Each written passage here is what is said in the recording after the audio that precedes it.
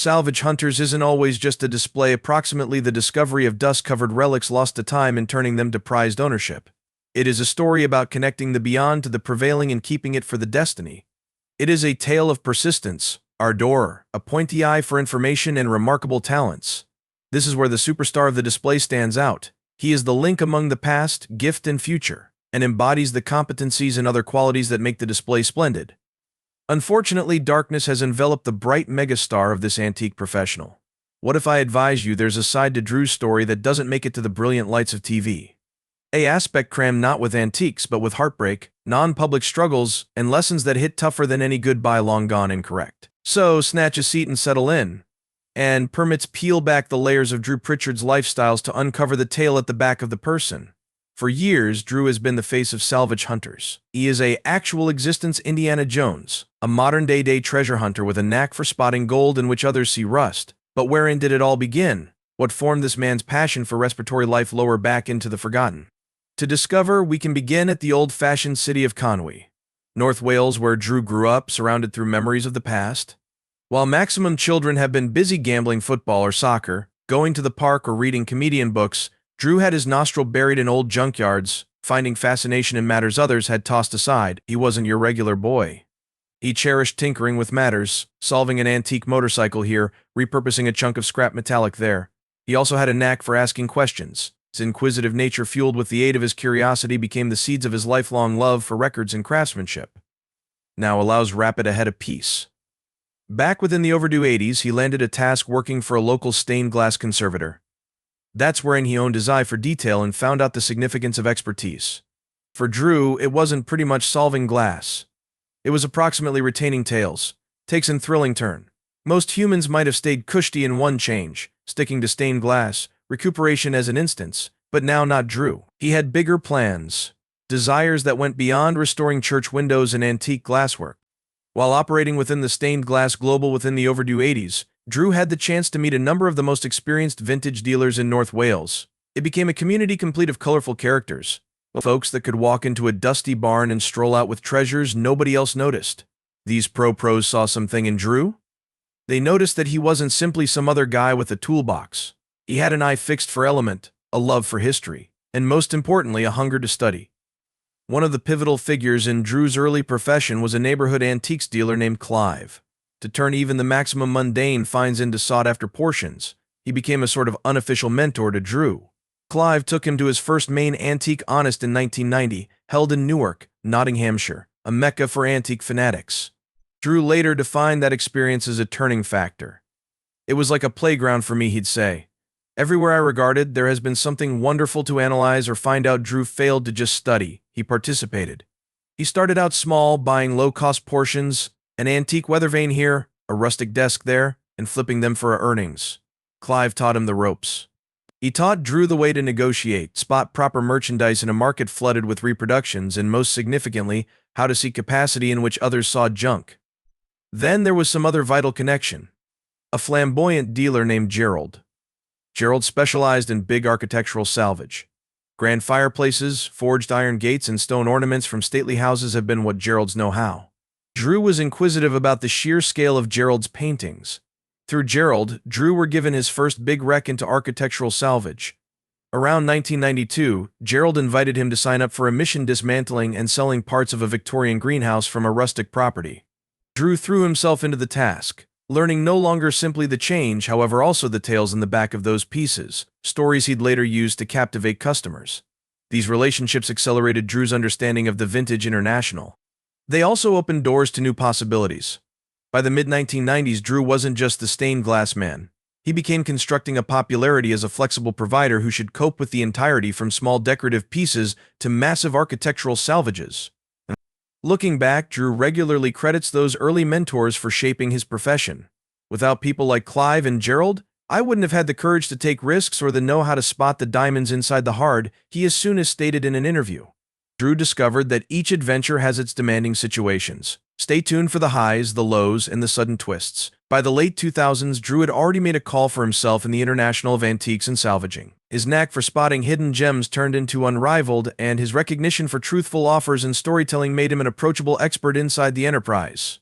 Around 2010, he struck the eye of a TV production corporation. They weren't simply searching out a vintage dealer, they wanted a persona, someone who could convey the world of Salvage to life for viewers. Drew had the charm, the passion, and made matters exciting. Perfect for television proper? But right here's the issue, Drew wasn't your standard TV star fabric, he wasn't polished or scripted, he turned into raw, unfiltered, and completely himself. This wasn't the form of polished personality match for TV. Still, in 2011, the producers pitched in concept to Drew, a display that might follow him as he traveled around the UK trying to find antiques. The concept turned into simple. Interested visitors could get a backstage look at the sector of salvaging. They'll see Drew move from dusty barns to grand estates and how he turned forgotten relics into treasures. At first, Drew wasn't positive, but with a touch persuasion, he determined to give it a move. That decision became him to the legend that he's. The first episode of Salvage Hunters aired on Quest in November 2011, and it became a hit. Drew's persona shone through. His enthusiasm for every find, his dry humor, and the way he may want to see the beauty in battered objects made human beings have a sparkling attitude to things. Drew made the show now not pretty much antiques, however, about the memories the ones antiques carried. One of the matters that made Salvage Hunters so unique became how relatable it felt. It became out that Drew's raw and unfiltered nature did the trick. Viewers noticed him as one of them and favored that he wasn't pretending to be perfect. If a deal went incorrect, he showed it. If he discovered a bit he cherished, viewers should see the real pleasure on his face. And permits not forget about his iconic banter with his group, especially his driving force and sidekick John T. The chemistry among them delivered so much charm to the show. Let's face it, at the same time as Drew Pritchard's sharp eye and brief wit are the backbone of Salvage Hunters, the show wouldn't be the equal without his crew. There are those who convey greater personality, humor, and camaraderie to each episode. Honestly, could you consider Drew traveling solo without his dependent on team to share the laughs, banter, and coffee eye rolls? Not a danger. First up, we've got John T, better regarded to fans as TT, wasn't just Drew's motive force, he became his companion in crime, his sounding board, and occasionally the voice of reason when Drew were given a bit carried away.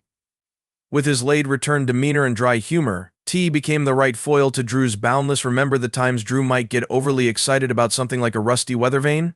T might provide him that conventional facet eye and say, sincerely Drew, that is what is getting you hyped these days. But here's the element, underneath the playful ribbing, T had a deep admire for Drew's vision. One of T's standout traits changed into his knack for studying humans. While Drew turned into centered at the antiques, T regularly picked up on the mood of the seller or the environment of the deal. That dynamic labored like magic. Drew handled the allure, and T provided the grounding. Then there is Gavin, the recuperation expert. If Drew was the visionary, Gavin turned into the magician who made that imaginative and prescient come to lifestyles. Gavin had this incredible potential to take something battered and broken and remodel it into a masterpiece. He was meticulous, affected person, and absolutely in love with his craft. Watching him work turned into like seeing an artist in movement. And Drew knew it. He trusted Gavin's talents absolutely. One of the maximum memorable moments concerning Gavin changed into whilst Drew brought lower back a dilapidated 19th century French mirror. Drew was thrilled, however clearly the element seemed love it had survived a hurricane. Gavin failed to even recoil. He set to work, restoring the mirror to its former glory. When Drew noticed the completed piece, his face lit up like a child on Christmas morning. That's the magic Gavin brought to the crew, turning Drew's reveals into show-stopping treasures.